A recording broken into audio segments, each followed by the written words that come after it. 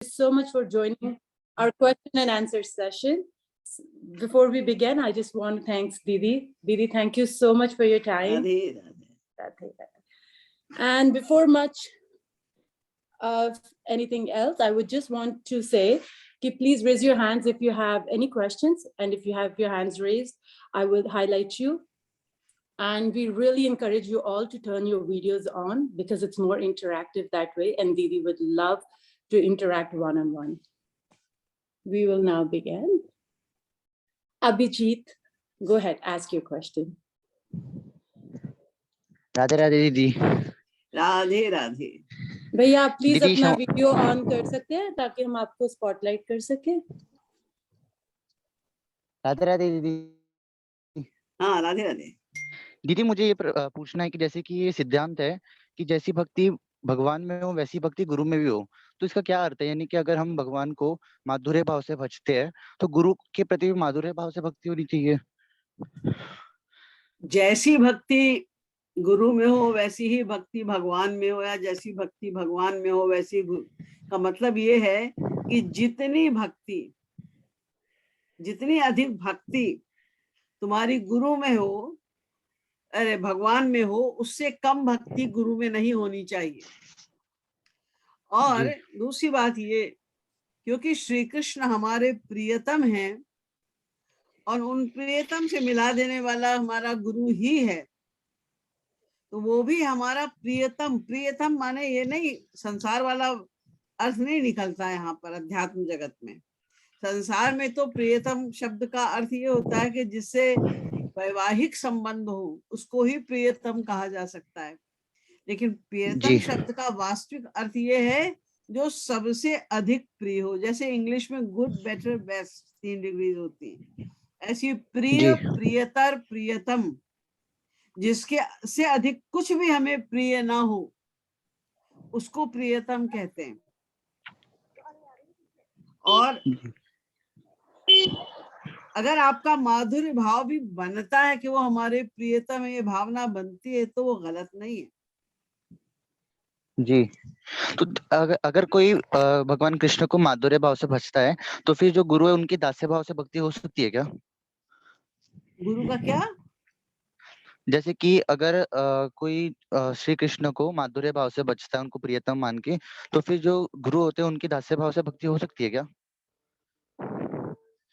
किसी भाव से भी आप करो, गुरु की भक्ति आप किसी भी भाव से करो, लेकिन सबसे अधिक प्रियता उन्हीं में होनी चाहिए। जितनी भगवान में है उससे उतनी या उससे अधिक प्रियता, मतलब उससे अधिक हमें और कुछ ना अच्छा लगे, कोई ना अच्छा लगे और कुछ ना अच्छा लगे। भगवान से भी ज्यादा गुरु में प्रियता हो, सरेंडर का भाव हो, प्रेम का भाव हो, ये आवश्यक है। और जैसे कि सपोज जो ऐसे महाराज जी ने बताया था कि निरंतर भक्ति करना आवश्यक है, तो उसके लिए महाराज जी ने कहा था कि कोई 24 घंटे मतलब रूप ध्यान में सिर्फ केवल रूप ध्यान नहीं कर सकता, तो उसके लिए कीर्तन भी करना है, कथा भी सुननी है। तो ऐसे हम कितने कितने मतलब क्या क्या कर सकते हैं भगवान में मन लगाने के लिए? नहीं, जब तुम्हारा मन, जितनी देर तुम्हारा मन कीर्तन में लगे उतनी देर कीर्तन करो। जब कीर्तन करते करते थक जाओ, मन तुम्हारा थक जाए, तो महाराज जी का सिद्धांत पढ़ो, या उनकी कोई प्रवचन की मूवी हो, या उनके किसी टॉक की या किसी और प्रकार की मूवी हो महाराज जी की, वो देखो जी। और कभी मन थक जाए कीर्तन करते करते तो खड़े हो जाओ, नाच नाच के कीर्तन करो। यानी 3 पद्धतियां है ना, व्यास पद्धति, नारद पद्धति, हनुमत पद्धति। इन तीनों पद्धतियों में कभी कैसे कभी कैसे कभी कैसे ऐसे मन लगाते रहना चाहिए। और ये फील करो हर समय कि वो हमारे साथ ही है। तुम काम पे जा रहे हो या कहीं और जा रहे हो या कुछ और घर का काम कर रहे हो, तो भी ये फील करो कि वो हमारे साथ ही है। इस तरह उनकी भक्ति करनी है। और दीदी एक लास्ट क्वेश्चन ये है कि जैसे कि जो विरह की स्थिति होती है तो एक तो नॉर्मल होती है कि इतना उनके मतलब विरह में तड़प नहीं होती, तो जैसे जैसे विरह की स्थिति बढ़ती है उनके प्रति विरह अग्नि या मतलब विरह बढ़ता जाता है, और एक स्थिति महाराज जी ने बताई है कि इतना उनसे विरह का वो बढ़ जाए कि एक क्षण पूरे एक युग के बराबर लगे। तो जब विरह बढ़ता है तो कैसा फील होता है अंदर से, मतलब उनके लिए जब आंसू बहाते हैं विरह में तो वो अच्छा आनंदित फील होता है या फिर कष्ट फील होता है कि मेरे प्रियतम मेरे पास नहीं है? देखिए, विरह का एक बड़ी विचित्र अवस्था है। व्यक्ति तड़पता है दर्शन के लिए, हरि गुरु के दर्शन के लिए तड़पता है, वो जलता है वो, जी लेकिन उस तड़पने में और जलने में भी एक विशेष प्रकार का आनंद होता है। इसलिए जो भक्त बड़े बड़े हैं वो कहते हैं हमको विरह दो, भले ही मिलन दो चाहे मत दो, विरह दो। तो विरह से मन और शुद्ध भी होता जाता है। जैसे सोने को जितना तपाया जाए अग्नि में, वैसे उसमें चमक बढ़ती जाती है। ऐसे ही जी जितना विरह प्राप्त होता है उतना ही प्रेम में और निखार आता जाता है, प्रेम बढ़ता जी जाता है। जी। धन्यवाद दीदी, राधे राधे। राधे राधे। थैंक यू भैया। एंड ऑल ऑफ दोस्त जो लोग बाद में ज्वाइन हुए हैं, I just wanted to let you know कि अगर आपको कुछ प्रश्न पूछना है तो प्लीज रेज हैंड वाला इमोजी यूज कीजिए ताकि मैं आपको स्पॉटलाइट कर सकूं। Also I have an announcement, we are doing a retreat, new year's retreat in Toronto. वैसे तो ग्रुप में सारी इन्फॉर्मेशन है और यहाँ पे भी चैट पे निहारिका दीदी डाल देंगे। अगर आपने अभी तक रजिस्टर नहीं किया तो please do so. The next question is from Sandhya Sahu. Sandhya Didi, go ahead, ask your question. वो चालू करना, अनम्यूट करके वो video. We can Radhe hear Radhe you. दीदी जी। राधे राधे। दीदी बहुत टाइम से आपसे मिलना चाहती थी, बहुत दिन में मुलाकात हुई है जी, बहुत खुशी हो रही है आपसे मिलके। राधे राधे दीदी। जैसे हम हरि गुरु का ध्यान करते हैं तो क्या ध्यान ऐसा भी कर सकते हैं कि वो हृदय में हम आत्मा है, हमारा शरीर उनमें वो स्थित है? आत्मा में क्या? जैसे हमारा वास्तविक स्वरूप आत्मा है तो हृदय में स्थित है आत्मा जो दिव्य है, उनमें वो स्थित है, उनमें बैठे हुए हैं, ऐसा भी ध्यान कर सकते हैं दीदी? हाँ हाँ, हृदय में बैठे हैं वो हमारे, ये ध्यान कर जी सकते हो, क्यों नहीं। जी दीदी। और दीदी संसार से पूर्ण वैराग्य कैसे हो? ये तो बार बार चिंतन से होगा कि संसार में सुख नहीं है और श्री कृष्ण ही हमारे, हरि गुरु के अलावा हमारा और कोई नहीं है, हमें आनंद इनसे ही मिलेगा।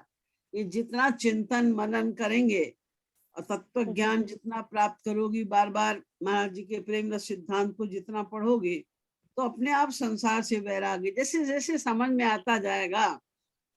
ये हमारे मतलब का नहीं है। जैसे मान लो तुम्हारे यहाँ कोई आता है रोज और बड़ा अच्छा व्यवहार करता है तुमसे, तुम्हारा जी जी कोई रिश्तेदार नहीं है लेकिन वो आता है तुम्हारे पास, बड़ा अच्छा व्यवहार करता है, तो तुम्हारा धीरे धीरे उसके प्रति प्रेम बढ़ता है। लेकिन जब तुम्हें ये मालूम पड़ता है कि अरे ये तो हमें बेवकूफ बना रहा है, इसका तो कोई बड़ा भारी मतलब है हमसे, इसलिए वो आ रहा है, जब तुम्हें ये पता चल जाता है कि तो धोखा है, सब अंदर से कुछ नहीं है, तो नेचुरल तुम्हारा वैराग्य हो जाता है उस व्यक्ति से, अपने मन हट जाता है उस व्यक्ति से। तो ऐसे ही जब हम जैसे जैसे हमको ये समझ में आता जाएगा कि संसार हमारा नहीं है, इससे हमें कोई सुख नहीं प्राप्त होगा, वैसे वैसे अपने आप संसार से मन हटता जाएगा। हमको बार बार चिंतन करना है, उसकी प्रैक्टिस करनी है। अभ्यास वैराग्याभ्याम तन्निरोधा, अभ्यास और वैराग्य के द्वारा ही हम मन पे कंट्रोल कर सकते हैं। जी दीदी, एक प्रश्न और है मेरा कि क्या? जैसे हरि गुरु के प्रति प्रतिकूल चिंतन जैसे आए तो उससे कैसे बचे? बस प्रतिकूल चिंतन आए तो तत्व ज्ञान के द्वारा कि हम क्या कर रहे हैं, हमारा तो इतना बड़ा नुकसान हो रहा है, हम क्यों प्रतिकूल चिंतन कर रहे हैं, कितनी हमारी बुद्धि खराब हो गई है, पाप में बुद्धि है, इसलिए हमारा ये चिंतन हो रहा है। तो जोर जोर से जब भी कभी विपरीत चिंतन हो गंदे विचार मन में आए तो जोर जोर से राधे राधे राधे बोलो और महाराज जी से मन ही मन प्रार्थना करो कि मेरा मन ठीक कर दो। जी दीदी। थैंक यू दीदी दीदी। एक प्रश्न और पूछ सकती हूँ दीदी, बस छोटा सा हाँ प्रश्न, हाँ, एक पूछ और बस। पूछ लो। दीदी वो पूछना था आपसे कि जैसे कोई हमारे स्वार्थ में गड़बड़ करता है तो उसके लिए अपन जैसे ध्यान करती हूँ मैं ना, तो जैसे कभी कभी ऐसा बार बार ध्यान में आता है, उसके लिए कैसे उसको ठीक करें?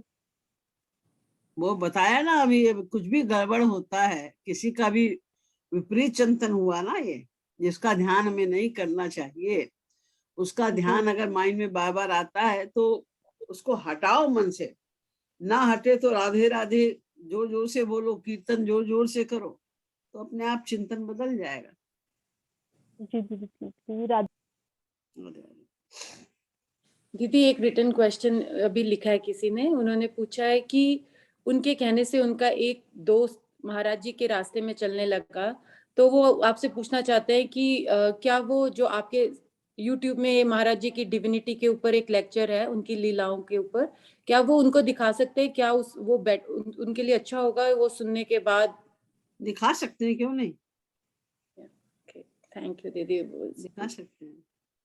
जितना ज्यादा कोई व्यक्ति किसी का महात्म्य ज्ञान सुनेगा तो प्रेम बढ़ता है, जो सुनाने में कोई हर्ज नहीं। थैंक यू दीदी। Next is Anmol Kumar, go ahead, ask your question. दीदी राधे राधे। राधे राधे।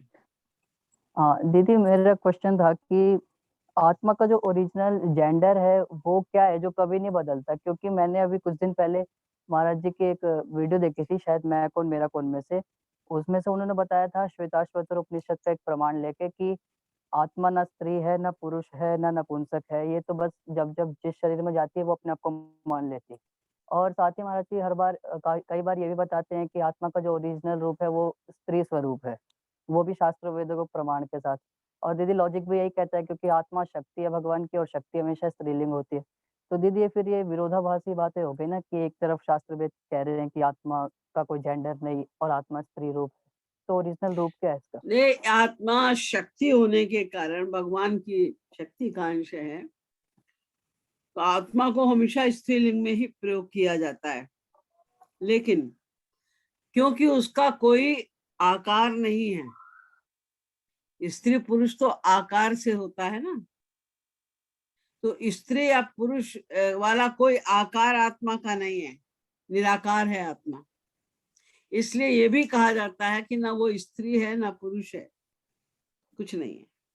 और क्योंकि वो शक्ति भगवान की शक्ति है, इसलिए वो स्त्रीलिंग। क्योंकि फिलॉसफी ये है कि पुरुष एक एव आद्य, पुरुष तो केवल एक ही है, अनंत ब्रह्मांड में केवल एक ही पुरुष है जिनका नाम श्री कृष्ण है, बाकी सब स्त्रियां ही है, फिलॉसफी ये कहती है।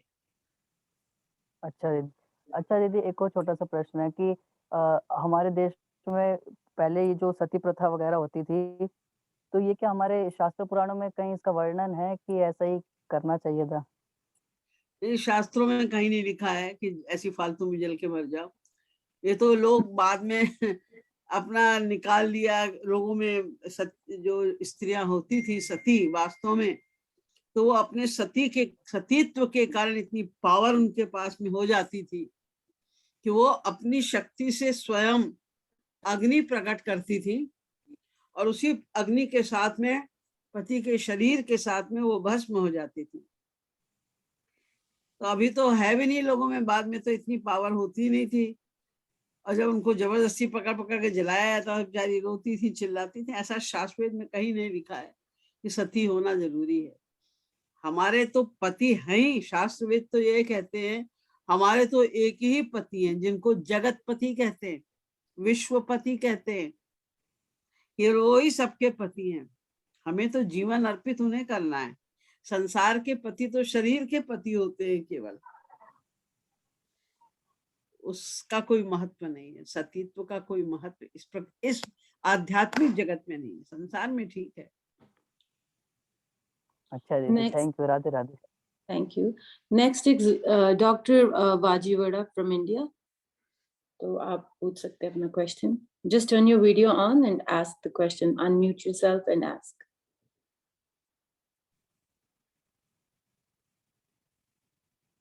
राधे राधे। राधे राधे।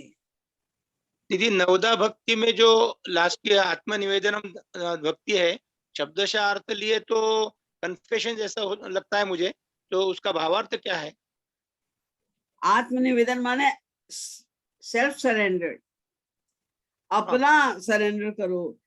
लोग धन का सरेंडर कर देते हैं, शरीर का सरेंडर कर देते हैं, मान अपमान का सरेंडर कर देते हैं, पूरे परिवार का सरेंडर कर देते हैं, सबसे मन हटा लेते हैं। लेकिन आत्मसमर्पण करने से रह जाता है कि जो सब कुछ समर्पित कर रहा है, और ये अगर किंचित मात्र भी ये भावना है कि मैंने ये दिया, मैंने तन समर्पित किया, मैंने धन समर्पित किया, मैंने लोक वेद कुल कहानी सब कुछ समर्पित किया, तो मैं तो असमर्पित ही रह गया ना। हाँ। देने वाला जो बोल रहा है मैंने दिया, तो मतलब तुमने अपने को नहीं दिया, नहीं तो तुम ये सोचते भी कैसे कि हमने समर्पण किया। जब तुम्हारा ही समर्पण हो गया तो कौन सोचेगा कि मैंने अपना भी समर्पण किया। तो आत्मसमर्पण माने कि पूर्णतया तन मन धन आत्मा का सब कुछ भगवान को दे देना। अब जो उनकी इच्छा हो वो ऐसा वो करे, मैं उनका दास। जी, दूसरा प्रश्न ऐसा है कि संसार में अपने से छोटे या किसी ने अपमान किया, कुछ किया, तो गुस्सा जो आना नहीं चाहिए, ऐसा महाराज जी कहते हैं, तो गुस्सा को पे कंट्रोल कर लेते कुछ मात्रा में, मगर उस टाइम में भीतर ही भीतर जो अंदर का संसार है वो चलते रहता है मन में, तो उसको कैसे दूर करना?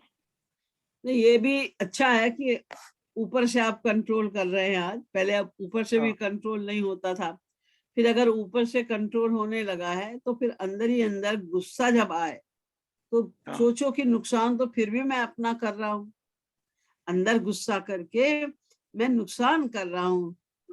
हमें तो इस मन का प्रयोग केवल भगवत स्मरण में करना चाहिए।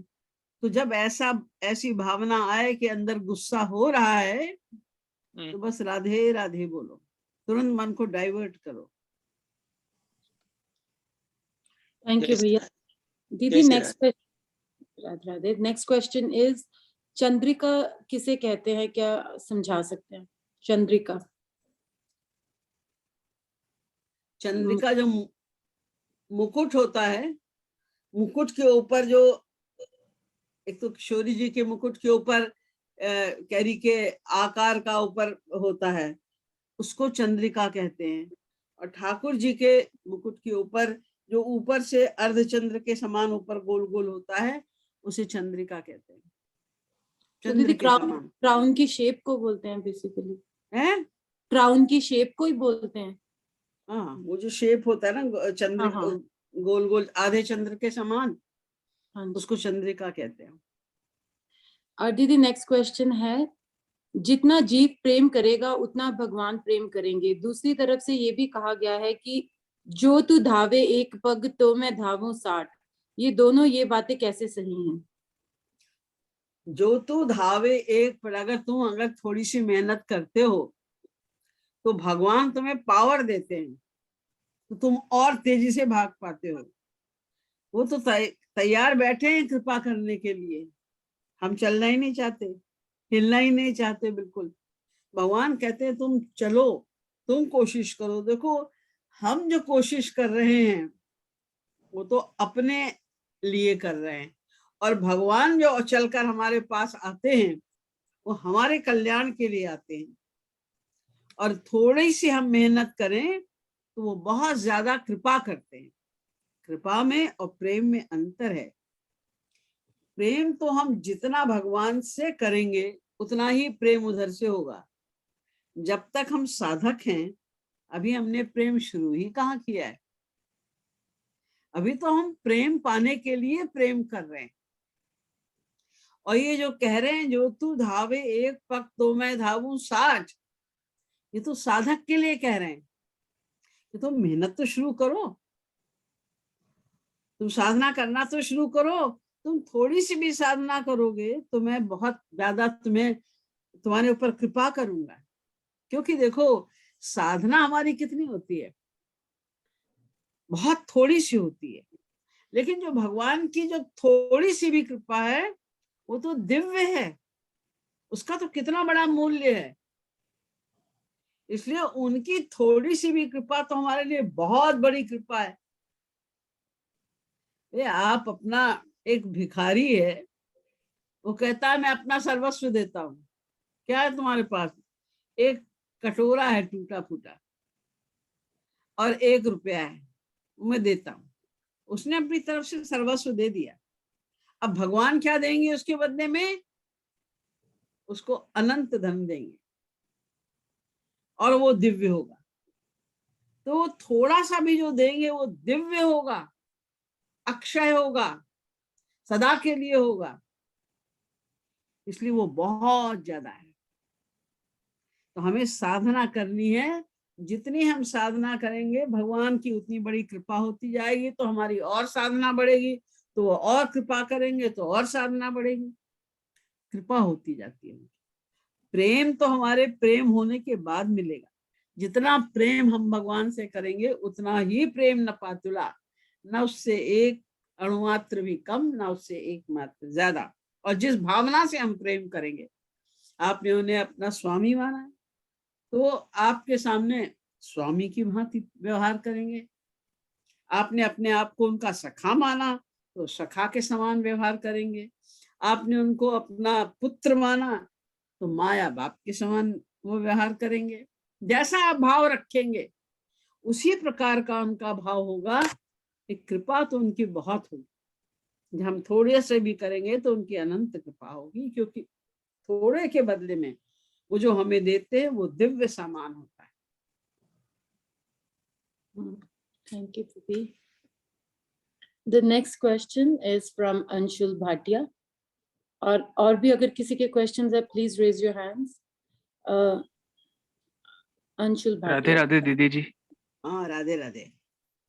दीदी मेरा एक सवाल था, ये एक साधक है वो भगवान हरि गुरु की भक्ति करता है, लेकिन उसने रूप ध्यान करा है उनका, वो जो सीरियल वाले राधा कृष्ण होते हैं ना, उनका रूप ध्यान करता है और गुरु जी का भी।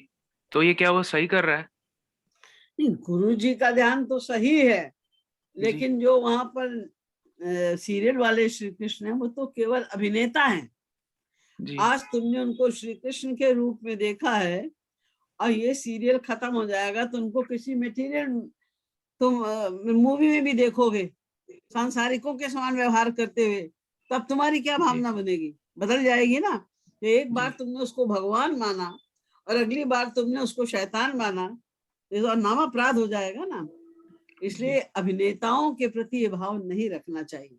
आप लोग देखते होंगे कभी कभी उन लोग का आ जाता है कुछ भी, तो कैसे वो मटेरियलिस्टिक होकर घूम रहे हैं और कैसे उनके वस्त्र होते हैं, आप लोगों ने ध्यान देखा ही होगा।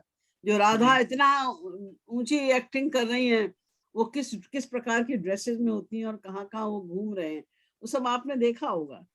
तो कैसे भावना बनेगी उनके प्रति? स्थिर भावना नहीं हो सकती, दिव्य भावना नहीं हो सकती।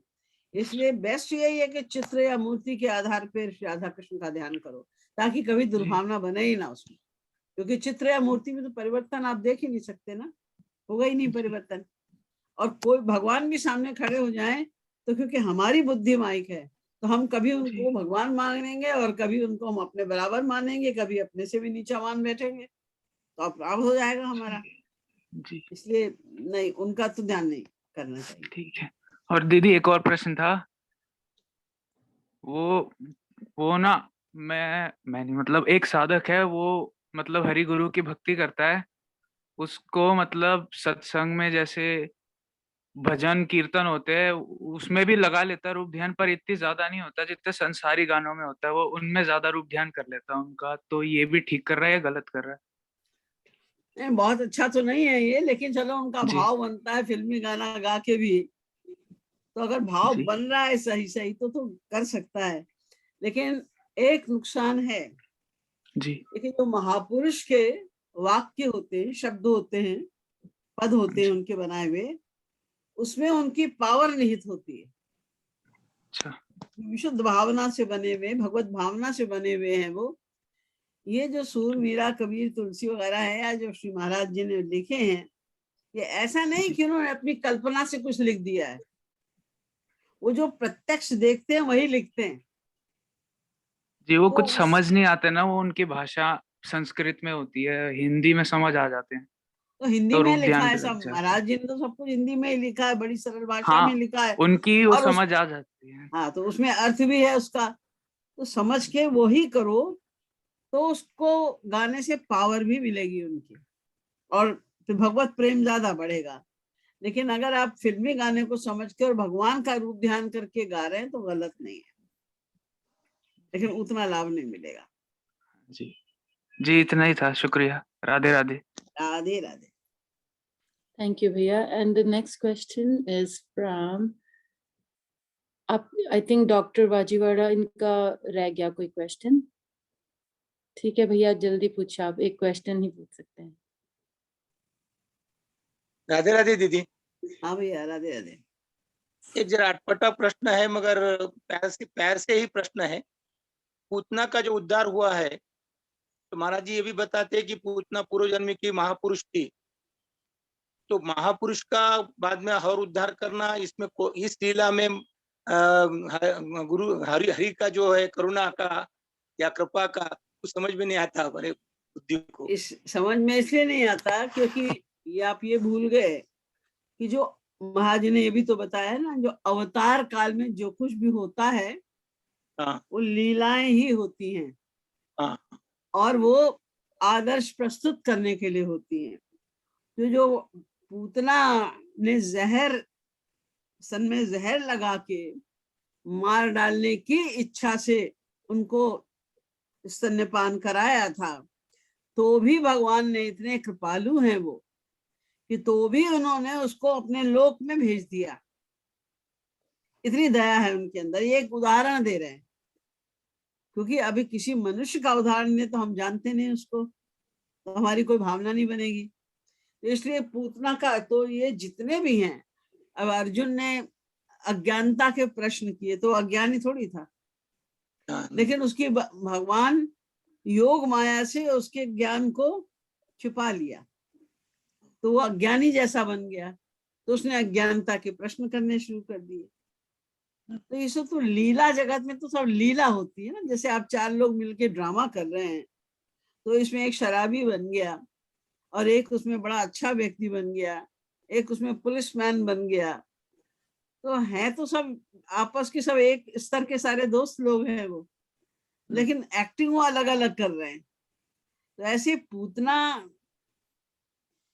को तो खाली एक्टिंग करने के लिए बुलाया गया था। उन्होंने खाली एक्टिंग की कि उन्होंने विष लगाकर उनको मार डालने की चेष्टा की, लेकिन भगवान ने उनको अपना लोक दे दिया। ये एक आदर्श प्रस्तुत है। पहले जन्म की महापुरुष को हर उद्धार करना मतलब वो नहीं समझ में आ रहा। महापुरुष समझ तो में, क्योंकि पहले ही उद्धारित है। भैया एक बात बताओ, अभी अभी मैंने इसे बताया ना, कि एक व्यक्ति ये एक्टिंग कर रहा है कि वो बहुत शराब पीता है, बहुत शराब पीता है। अच्छा, बहुत बढ़िया उसने एक्टिंग की।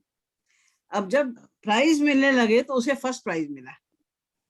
जिसने शराब पीने की एक्टिंग की उसे फर्स्ट प्राइज मिला, और जो अच्छे व्यक्ति की एक्टिंग कर रहा उसे थर्ड प्राइज मिला। आप कहेंगे जी ये तो समझ में नहीं आया, ये तो बुरे आदमी की एक्टिंग की और इसको फर्स्ट प्राइज क्यों मिल गया? तो एक्टिंग थी, उसने बढ़िया एक्टिंग की, उसको फर्स्ट प्राइज मिल गया। तो भगवान ने ही उसको प्रेरणा दी कि तुम ऐसे करो।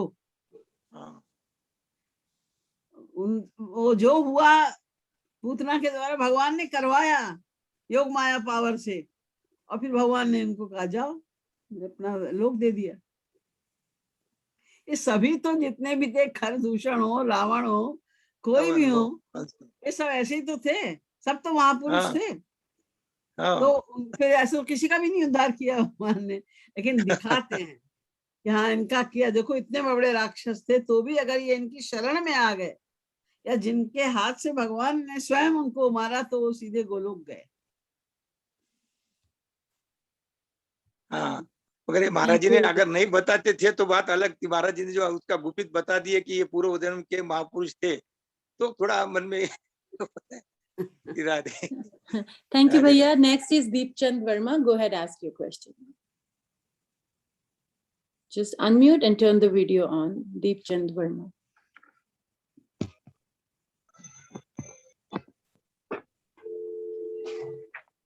राधे राधे दीदी। राधे राधे। दीदी मेरा एक प्रश्न था, जब मैं आपके पुराने वीडियो जो सुनता हूँ और उसका कीर्तन में जब मैं थोड़ा सा विरह भाव बनने लगता है, जब कोई संसारी की कोई ऐसी कोई आ जाता है बीच में तो उसको दबाना पड़ता है जबरदस्ती से, और आपके पुराने वीडियो कीर्तन वगैरह सुनता हूँ तो बहुत अच्छा विरह भाव बनता हो, तो उसमें कभी कभी आपका भी ध्यान आ जाता है मेरे मन में, तो उसको दबाना पड़ता है जबरदस्ती, तो ये अच्छा है क्या दबाना उसको? हाँ, केवल भगवान हरि गुरु का ही ध्यान होना चाहिए, हाँ और हरि किसी गुरु का का, नहीं, बस। बिल्कुल किसी का। हाँ Thank you, Bhaiya. And the next is Anusuya Bhera. So go ahead, ask.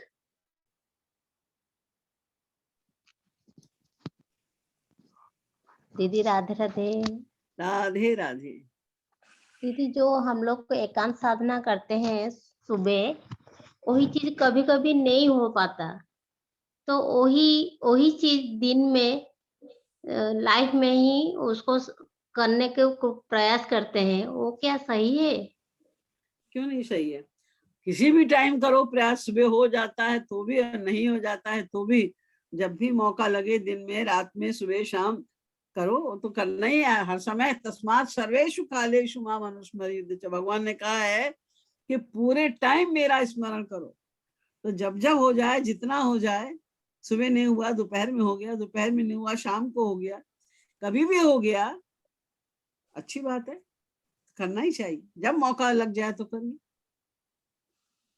ठीक है दीदी। और दूसरा क्वेश्चन है, ये जो प्रार्थना बही में महाराज जी जो लिखते हैं, मत प्रयाण राधिका प्रयाण और यस्य साक्षात भगवती और यमुना निकट तट स्थित, ये सब का मीनिंग हम लोग नहीं जान पाते हैं, इसीलिए श्रद्धा भी इतना नहीं हो पाता। मीनिंग के सहित भी अगर आप वेबसाइट में जाएं तो आपको मिलेगा, उसका मीनिंग भी मिलेगा। प्रयास करिए, आपको मिल जाएगा मीनिंग। ठीक है दीदी, हो राधे राधे। दीदी आपको अभी हम चैट में दीदी का वेबसाइट का लिंक दे देंगे, उसमें हर चीज की एक्सप्लेनेशन है, आप उसको देख के उसका एक्सप्लेनेशन पढ़ सकती हैं। मत प्रयाण का भी होगा उसमें। The next is Rekha Anand. Go ahead, ask your question.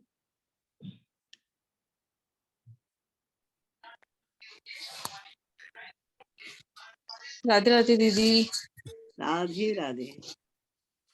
दीदी मेरा एक प्रश्न है कि जैसे महाराज जी बताते हैं कि हमें हर किसी में श्याम सुंदर को देखना चाहिए, तो अगर एक ऐसी स्त्री है जिसका पति रोज आकर उसको मारता है, शराब पीता है, उसके साथ बिहेव अच्छा नहीं है उसका, तो ऐसी स्त्री उस इंसान में कैसे श्याम सुंदर को देख सकती है? या सिर्फ पति ही नहीं, कई बार हमारे संसार में ऐसा होता है कि हमें ऐसे लोग मिल जाते हैं जिनका व्यवहार बहुत ही खराब हो जाता है, तो कैसे प्रैक्टिकली इसे ठीक करें हम? देखिए, चाहे कोई व्यक्ति खराब हो और चाहे अच्छा हो, और वो चाहे मनुष्य भी क्यों ना हो, ना मनुष्य भी नहीं है, वो कोई पशु ही है, तो सब में भगवान तो रहते ही है ना। व्यवहार उनके अपने अपने संस्कार के कारण होते हैं, लेकिन सब में भगवान का वास है। तो बजाय उस व्यक्ति को देखने के, हमें अगर हम ये अभ्यास डाल लें कि उसके अंदर बैठे हुए हम भगवान को देख रहे हैं, तो आपकी भावना, दुर्व्यवहार होने पर भी आपकी भावना अच्छी बन जाएगी कि शायद वही मेरी परीक्षा ले रहे हैं, मेरे धैर्य की परीक्षा ले रहे हैं, या मुझे कस रहे हैं ताकि मेरा संसार से वैराग्य हो जाए। इस व्यक्ति से मेरा अटैचमेंट खत्म हो जाए, वो मेरे ऊपर कृपा कर रहे हैं इस रूप में भी, ये भावना बनेगी। लेकिन हमें ये प्रैक्टिस करनी पड़ेगी कि हम सब में बैठे हुए भगवान को महसूस करें, देखें, जी प्रैक्टिस से हो दीदी, जाए। दीदी लेकिन फिर ऐसे तो वो स्त्री रोज मार खाती रहेगी अपने पति की। आजकल वुमेन एम्पावरमेंट का जमाना है। अगर हमसे कोई बोलता है कि हमारे साथ ऐसा हो रहा है, तो हम उसको क्या राय दें कि तुम क्या करो? नहीं देखिए, अब वो जो मार खा रही, या तो वो पति को छोड़ दे, क्या जरूरत है उसके बाद मार खाने के लिए, में जाने की, छोड़ दो उसको। या तुम्हारा हिसाब नहीं बैठ रहा है, तुम्हारी साधना नहीं बन रही है उससे, तो वो तजिए ताही कोटि बैरी सम यद्यपि परम स्नेही, संबंध छोड़ दो उससे। क्यों जा रहे हो मार खाने उसके पास रोज रोज? और या फिर आप उसमें भगवान की कृपा समझो, जो भी हो रहा है भगवत कृपा समझो। आप भगवान का स्मरण करेंगी, भगवत कृपा समझेंगी, तो ऑटोमेटिकली अपने आप वो सब कम हो जाएगा, भगवान की कृपा होने लग जाएगी। या तो ये विश्वास रखो या उससे संबंध तोड़ लो, दो में से एक ही बात करनी पड़ेगी। जी समझिए दीदी। थैंक यू सो मच दीदी। Radhe Radhe. Thank you, Didi. Radhe Radhe. The next is Deepak Sharma. Go ahead, ask your question, Deepak. आपका लास्ट टाइम भी वाईफाई के वजह से हो नहीं पाया था कल। हेलो, हाँ राधे राधे। राधे राधे दीदी। हाँ भैया आप अपना वीडियो ऑन कर सकते हैं ताकि हम आपको स्पॉटलाइट कर सकें। दीदी मैं कहीं अंधेरे में हूँ, लाइट गई हाँ है। कोई बात नहीं, that's okay. Go ahead, ask your question. दीदी ये देवी संपदा और आसुरी संपदा का बताइए दीदी। दैवी संपदा जितने दुर्गुण हैं माया के, काम क्रोध लोभ मोह ईर्ष्या देश मद मात्सर्य वगैरह, ये आसुरी संपदा कहलाते हैं। प्रेम दया सहानुभूति वगैरह जो देवताओं के गुण होते हैं, उनको दैवी संपदा कहते हैं। इतना ही तो इसकी दीदी व्याख्या। जैसे भारत जो देश है ये देवी संपदा युक्त है, और जो संसार में विदेश है ये ऐसा कुछ आसुरी नहीं है, लोग। भारत में भी सब तरह के लोग हैं और सब तरह की संपदा है। लेकिन भारत में ये अच्छी बात है कि अधिकांश भगवान के सभी अवतार भारत में हुए, और बहुत सारे महापुरुषों के अवतार भारत में हुए। आध्यात्मिकता का सबसे ज्यादा विकास भारत में हुआ। सबसे अधिक जो शास्त्र वेद आदि हैं उनका भी प्राकट्य भारत में हुआ। इसलिए भारत की भूमि को एक पुण्य भूमि मानते हैं, एक पवित्र भूमि है जहां पर इतना कुछ हुआ।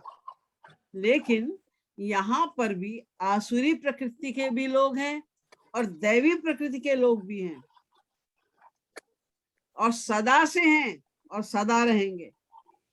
वो बात अलग है कि कलयुग में आसुरी प्रवृत्ति के लोग ज्यादा हो जाते हैं, द्वापर में आसुरी प्रवृत्ति के लोग थोड़े कम हो जाते हैं, और दैवी प्रवृत्ति के लोग बढ़ने लगते हैं। त्रेता में दैवी प्रवृत्ति के लोग और बढ़ने लगते हैं, आसुरी प्रवृत्ति के और कम हो जाते हैं, और सात्विक में बहुत कम हो जाते हैं, जब सतयुग में बहुत कम हो जाते हैं।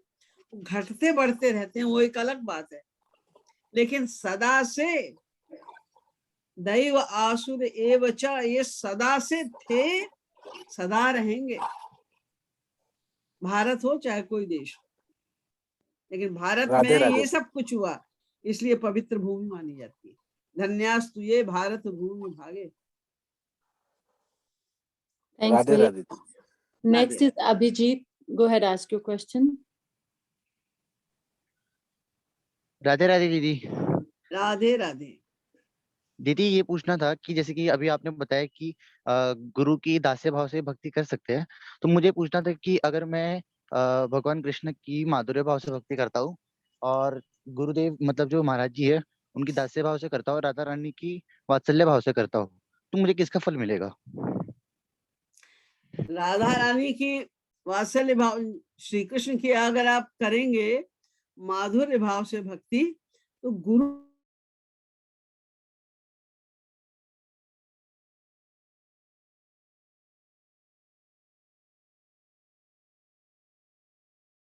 वही भाव हो जाएगा कि वो हमारी स्वामिनी, क्योंकि वो श्री कृष्ण की स्वामिनी है, वो हमारे गुरु की भी स्वामिनी है।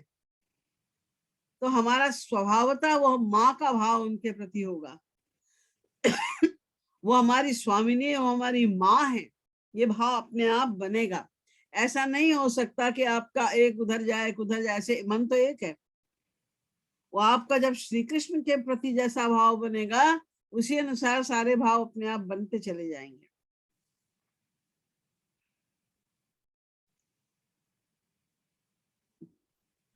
दीदी तो जैसे कि अगर मैं मतलब अगर मैं भगवान कृष्ण की माधुर्य भाव से भक्ति करता हूँ तो राधा रानी के प्रति सखी भाव बनने लगता है, तो वो सही है क्या? मतलब अगर माँ का भाव नहीं ना बने सखी का बने? नहीं नहीं नहीं, वो अधिकार नहीं है, जीव का वो अधिकार ओके। है ही नहीं। जैसे रामा अवतार, राम और कृष्ण में कोई भेद नहीं है, वही राम कृष्ण बनकर आए थे, लेकिन रामावतार में माधुर्य भाव से उपासना नहीं हो सकती। जिन्होंने बनाया भी उनके प्रति माधुर्य भाव, पाप नहीं किया उन्होंने, गलत नहीं था वो, लेकिन उनको माधुर्य प्रेम नहीं मिला, क्योंकि वो मर्यादा पुरुषोत्तम बनकर आए थे। उन्होंने कहा द्वापर के अंत में फिर आएंगे हम, तब देंगे तुम्हें वो प्रेम, अभी नहीं दे सकते। ऐसे ही श्री राधा के प्रति ये भाव, हमें सखी भाव आप रख सकते हैं उनके प्रति कि हम उनकी, लेकिन उसमें सेवा भावना, दास्य भाव होता है सखी भाव में भी। ये नहीं कि वो हमारे बराबर की है, वो हमारे जी जैसे श्री कृष्ण के प्रति भी आप उनको प्रियतम भी मानते हैं, तो जैसे संसारी स्त्रियों का होता है तो एक दूसरे को अपने से एक दूसरे से बड़ा मानते हैं, वो भाव वहां भी, सेवा भावना का वहां भी प्राधान्य है। बिना सेवा के तो भक्ति होती ही नहीं है। श्री कृष्ण को जी प्रियतम माना है तो भी सेवा भाव है, और ये भाव है कि जो इन्हें पसंद है हमें वही करना है। अपने सुख की तो उसमें कामना ही कुछ नहीं होती, जी सोचता ही नहीं भक्त कि मुझे किसमें सुख मिलेगा, वो करें हमारे प्रियतम। संसार में तो ऐसा नहीं होता। हर स्त्री चाहती है कि हमारे प्रियतम हमारे हिसाब से चलें, जो हमें पसंद है वो करें, और पुरुष चाहता है जो जी हमें पसंद है वो स्त्री करे। वहां ये सब नहीं है, स्वार्थ रहित प्रेम है वहां का, परम निष्काम प्रेम है वहां का। इसलिए जी आप किसी की किसी भी भावना से भी, अब आप श्री कृष्ण को माधुर्य भाव से प्रेम करते हैं, तो गुरु के प्रति भी आपका वही भाव, अभी मैंने समझाया ना माधुर्य भाव का अर्थ, प्रियतम शब्द जी का अर्थ, उसी भाव जी से आप करेंगे। और श्री राधा रानी फिर, क्योंकि वो हमारे इष्ट देव की भी स्वामिनी है, इसलिए वो हमारी भी स्वामिनी है, हमारी माँ है, और हम उनके सखी युक्त बनने का हमें सौभाग्य प्राप्त हुआ है, तो हम उनकी सेवा कर रहे हैं, उनके पीछे पीछे चल रहे हैं, उनके जी अनुगत होके रहना होता है। माधुर्य भाव का मतलब ये नहीं है कि जहां गोपियां खड़ी आप सीधे वही करने लग जाएं, उनका अनुकरण करने लग जाए। अनुकरण गलत है, पाप है ये, लेकिन अनुगत होना है हमें। अनुगत और अनुकरण में अंतर है। अनुगत माने जिस रास्ते से चल के गोपियां वहां तक पहुंची हैं, वहां हमें पहुंचना है, उसी रास्ते उनका अनुसरण करते हुए वहां हमें पहुंचना है। अनुकरण माने थे कि जहां वो खड़ी हम सीधे उसी का, उनकी वो बराबरी करने लग जाएं। जैसे एक रानी की एक दासी है, तो वो रानी को हेल्प करती है, जो भी उसका राजा के साथ व्यवहार है, तो उसके लिए जो भी संसाधन है वो उसके लिए बना देती है। लेकिन अगर वो दासी जो रानी कर रही वही करने लग जाए राजा के साथ, तो ये तो दंडनीय होगा, निंदनीय होगा, पाप होगा। ऐसे ही हमने माधुर्य भाव से माना है, लेकिन इसका ये मतलब नहीं कि हम सीधे श्री कृष्ण के लेवल पे पहुंच गए और श्री राधा रानी को अपनी सखी उस भाव उस तरह से मानने लग गए। वो सखी भाव तक पहुंचने के लिए अभी हमें बहुत कुछ करना पड़ेगा, पहले साधना करनी पड़ेगी। उसके लिए निष्काम भाव की साधना करो पहले, फिर क्लास बढ़ते बढ़ते भी तो हम साधना भक्ति का भी क्लास नहीं क्रॉस कर पाए, भाव भक्ति में भी नहीं पहुंचे, कहाँ से हम गोपियों की बराबरी की बात सोच सकते हैं।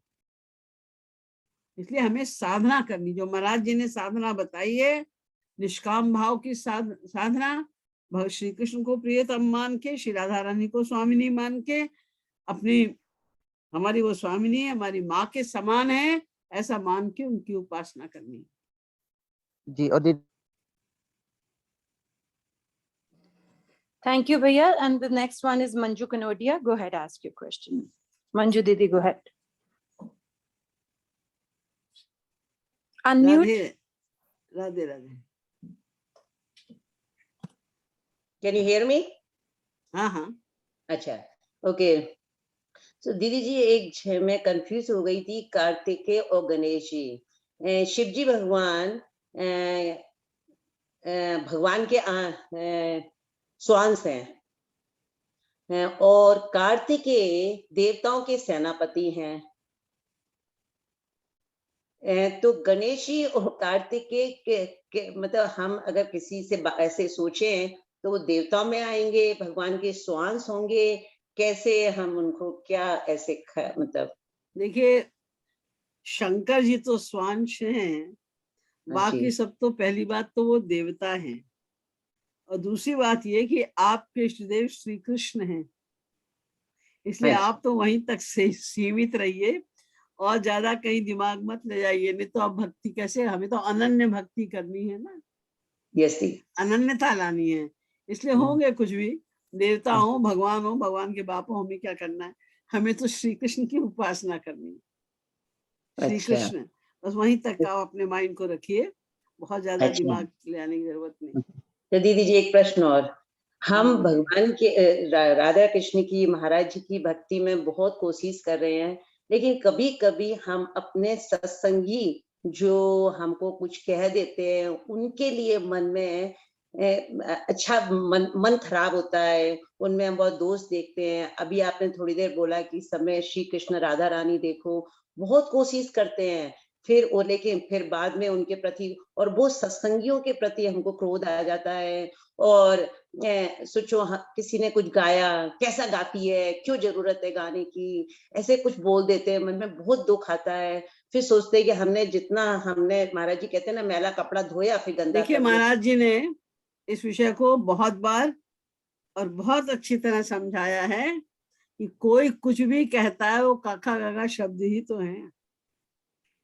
आपको अगर किसी ने कुछ कह दिया तो आप भी तो किसी ना किसी को कुछ ना कुछ कहते रहते हैं ना, सभी कहते रहते हैं। हम लोग मायाबद्ध जीव हैं, हमारे मुंह से जो निकलेगा माई शब्द निकलेंगे, अच्छे शब्द कहाँ से निकलेंगे जब हमारा हृदय गंदा है।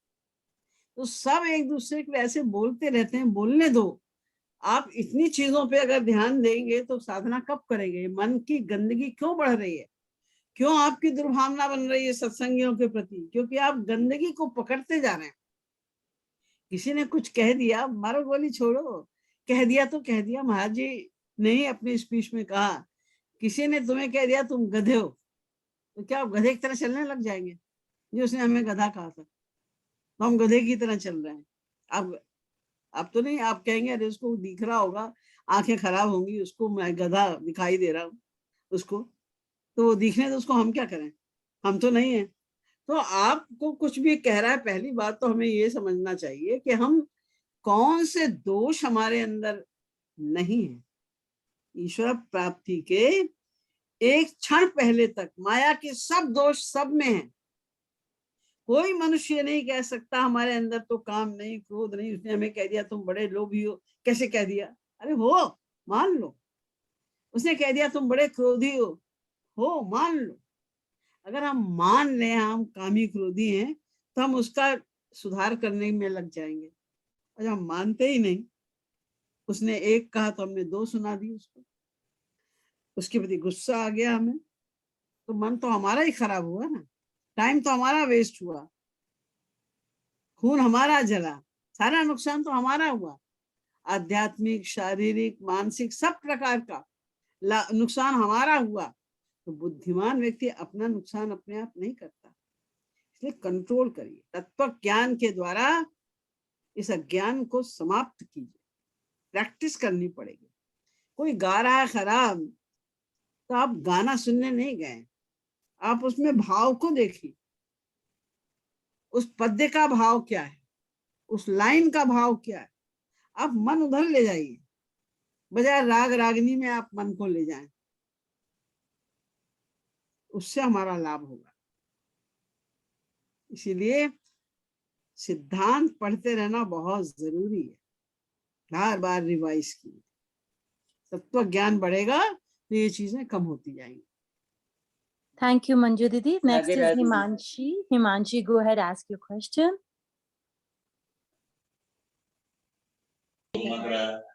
राधे राधे दीदी जी।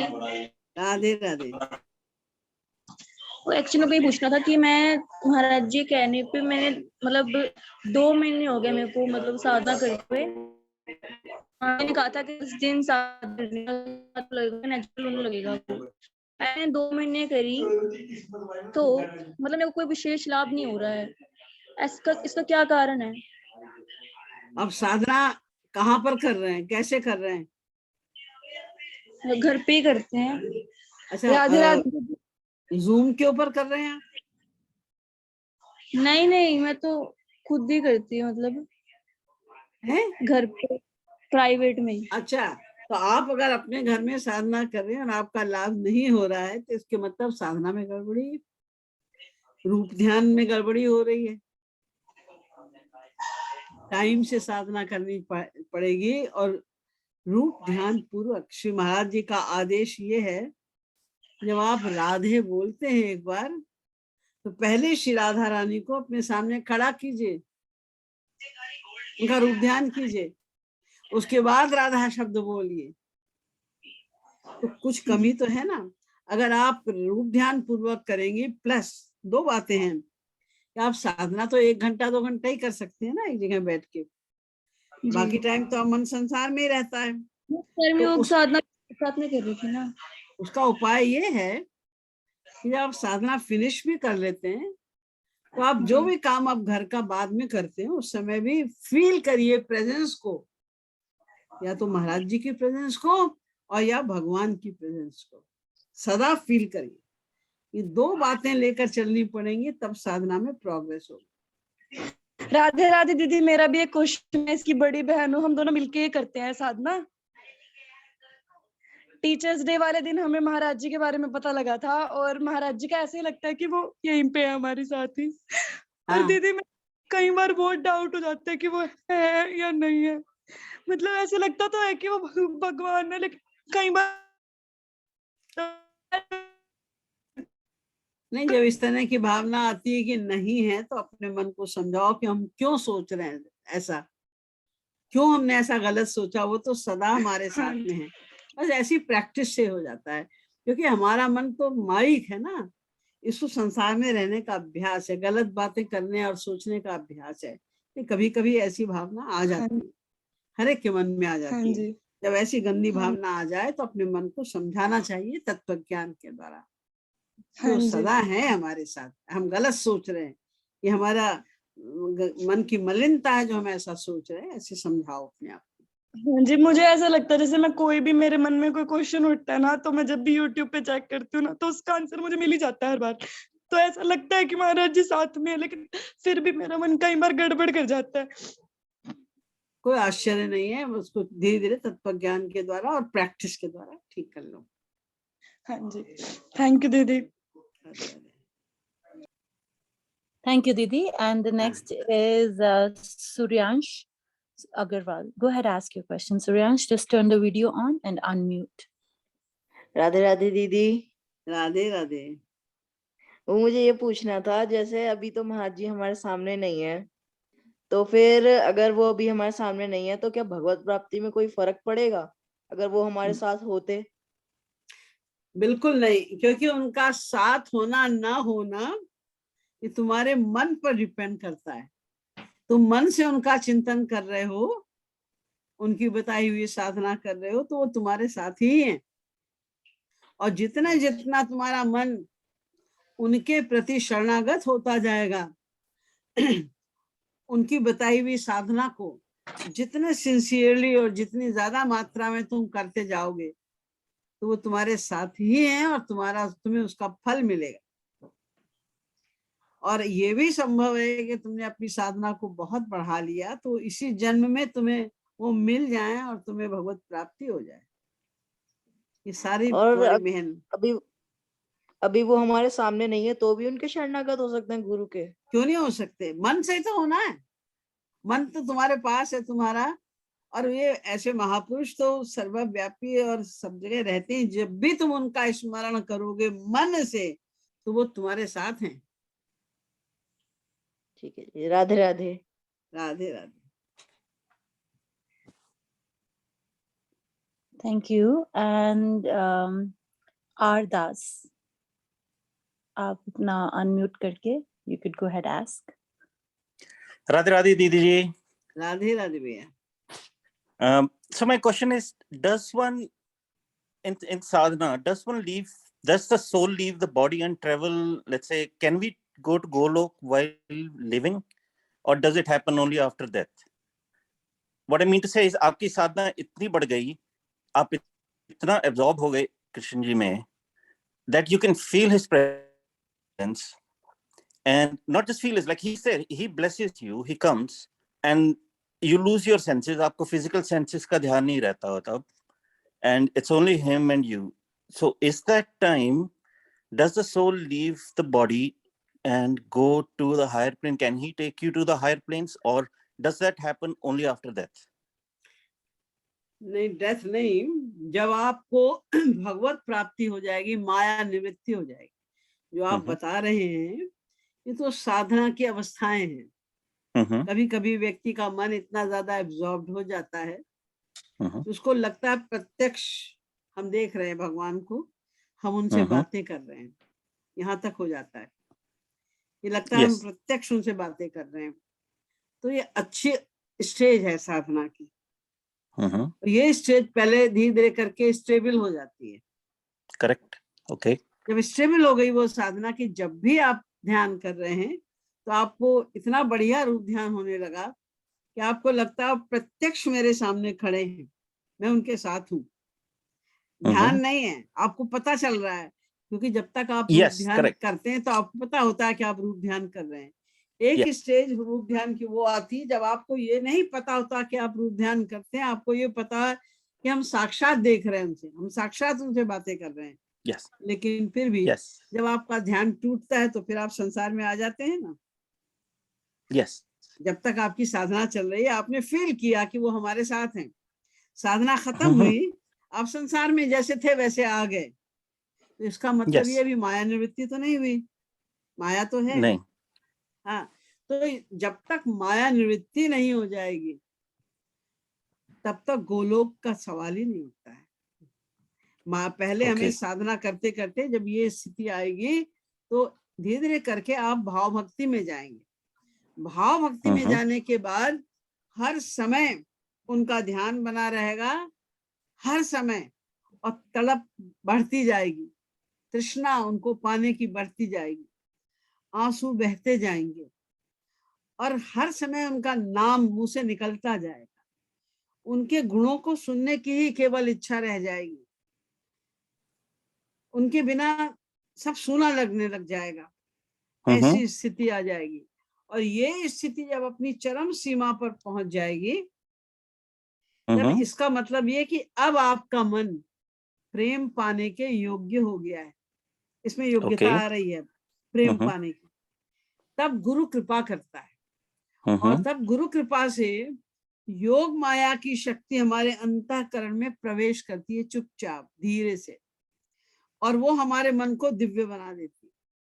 जैसे ही मन दिव्य बनता है, तब गुरु की कृपा से, गुरु अपनी कृपा करके उसको दिव्य मन में दिव्य प्रेम देता है. तक दिव्य मन नहीं बन जाए, जब तक मन में अभी मटेरियल है, तो गुरु की कृपा प्रेम दान करने की नहीं हो सकती.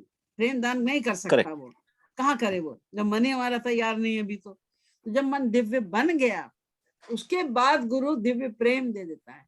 दिव्य प्रेम देते ही आपको दिव्य ज्ञान, दिव्य प्रेम, दिव्य लोक सब कुछ प्राप्त हो जाता है. उसी क्षण माया निवृत्ति हो जाती है, और भगवान का दिव्य लोक भी प्राप्त हो जाता है, दिव्य ज्ञान भी प्राप्त हो जाता है, दिव्य दर्शन भी प्राप्त हो जाता है. सब कुछ दिव्य दिव्य दिव्य सब प्राप्त हो जाता है. तो उसके पहले ध्यान है केवल ये, और ये ध्यान की अच्छी स्थिति है. हाँ जी. तो इसका अंदर, अच्छा, जब दिव्य ज्ञान प्राप्त हुआ, हम फिजिकली फिर भी रहेंगे, तो we'll still come back physically, but it's not like Divya ज्ञान प्राप्त होते. जब आपके ऊपर दिव्य ज्ञान, दिव्य प्रेम प्राप्त हो गया, तो आपको दिव्य लोक, गोलोक की प्राप्ति हो जाएगी. लेकिन अगर आपके शरीर की अवधि अभी बाकी है, जैसे मान लीजिए 50 साल की उम्र में आपको भगवत प्राप्ति हो गई, और आपके शरीर की अवधि आपके प्रारब्ध के अनुसार 65 ईयर्स है, तो 15 साल अभी आपको और इस बॉडी में रहना पड़ेगा। आप चाहें भगवत प्राप्ति के बाद भक्त अगर चाहे तो छोड़ भी सकता है, लेकिन वो ऐसा क्यों करेगा? क्योंकि वो हर समय भगवान के लोक में ही उस समय से रहता है, भगवान की लीलाओं में सम्मिलित होता है, लेकिन योग माया की पावर से वो इस शरीर में भी रहता है, उसे कोई फर्क नहीं पड़ता। संसार का फिर अब कोई प्रभाव तो होगा ही नहीं, क्योंकि अब तो वो दिव्य हो गया, निकल गया उस एरिया से बाहर, तो कोई दुख संसार का तो उसे अब होगा ही नहीं। तो वो क्यों भगवान के नियम को काटेगा? अगर भगवान का नियम है कि शरीर में तुम्हें 65 साल रहना है और फिर आप गोलोक का तो नित्य निरंतर आनंद ले ही रहे हैं, भगवान के सानिध्य का, उनकी लीलाओं का, आप उसमें लीलाओं में शामिल होने का ये सब सौभाग्य तो आपको मिल ही रहा है, तो आपको क्या फर्क पड़ता है? अरे वो सनकादिक परमहंसों ने तो ये कह दिया था, हमें नरक में भेज दो, नरक का वास दे दो, हमें क्या फर्क पड़ेगा, आप हमारे साथ रहो बस, फिर हमें नरक में वास दे दो, हमें क्या फर्क पड़ता है? तो ये सब समझने की बात। हाँ जी, हाँ जी। तो this is the goal of life, like this is the highest achievement हम इंसान highest goal is to attain कर भगवत प्रेम, highest goal is to attain divine love bliss, and that will happen only by the grace of Guru. And grace, this grace of Guru could be attained only by your sadhana. When your sadhana goes up to the apex of bhav bhakti, when you cannot live without God, and you feel like I will die if I won't see Him immediately, then God has, then it means your heart is now ready to attain bliss, attain divine love bliss. Then Guru will come and he will turn your heart into divine. Now it is material, so he will turn it into divine heart, and then he will give the prem right away. Everything will be done. Thank you, Bhaiya, for your questions, and thanks everyone for joining.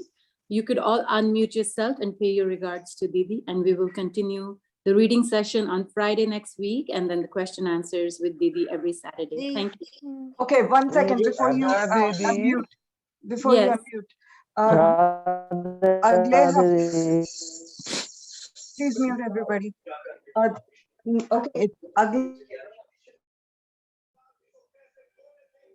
अगले 2 हफ्ते question answer session नहीं होगा, सो 20 और फिर उसके बाद new year पे दीदी की रिट्रीट है, उसमें कई सारे प्रोग्राम्स ऑनलाइन हम करने के लिए ट्राई करेंगे, इंटरनेट वगैरह अगर ठीक हुआ तो आप हमारा व्हाट्सएप ग्रुप ज्वाइन कर लीजिए और उसमें फिर आपको इंफॉर्मेशन मिल जाएगी। That's it, thank you. अब अनम्यूट कर दीजिए।